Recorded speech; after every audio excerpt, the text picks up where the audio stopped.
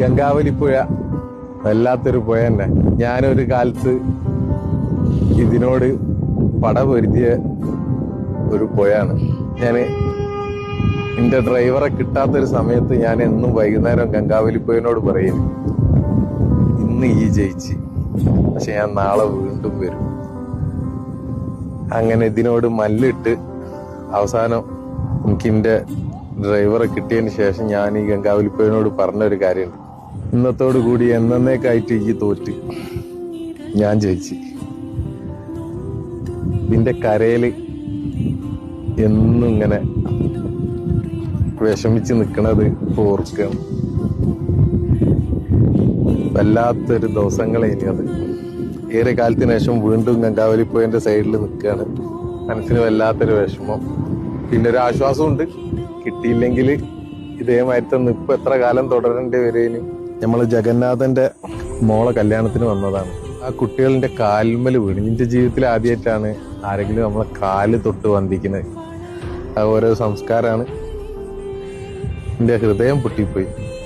മനസ്സുകൊണ്ട് ഞാൻ വിചാരിച്ചിരുന്നു അവരെ അച്ഛനെയും കൂടി ഇതിന്ന് എടുത്തു കൊടുത്താല് ഇതുവരെ അവർക്ക് അതിന്റെ ഡെത്ത് സർട്ടിഫിക്കറ്റ് കിട്ടിയില്ല. അതുപോലെ തന്നെ ഇതിൻ്റെ ഉള്ളിൽ നിന്ന് 2 അസ്ഥികൾ കിട്ടീന്.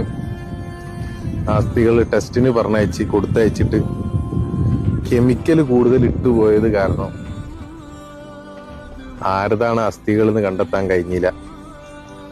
അതേനും അവരെ അവസാനത്തെ ഒരു പ്രതീക്ഷ അതും നഷ്ടപ്പെട്ട് അവർക്ക്.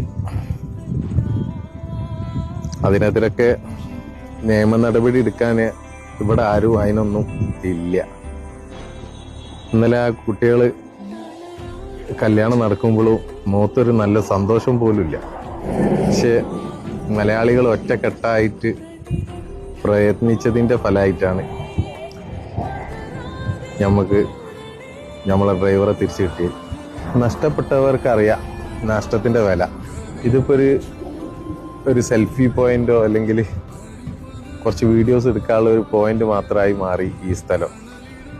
ഇനിയും ഇങ്ങനത്തെ ദുരന്തങ്ങൾ ഇനിയും ആവർത്തിക്കാതിരിക്കട്ടെ.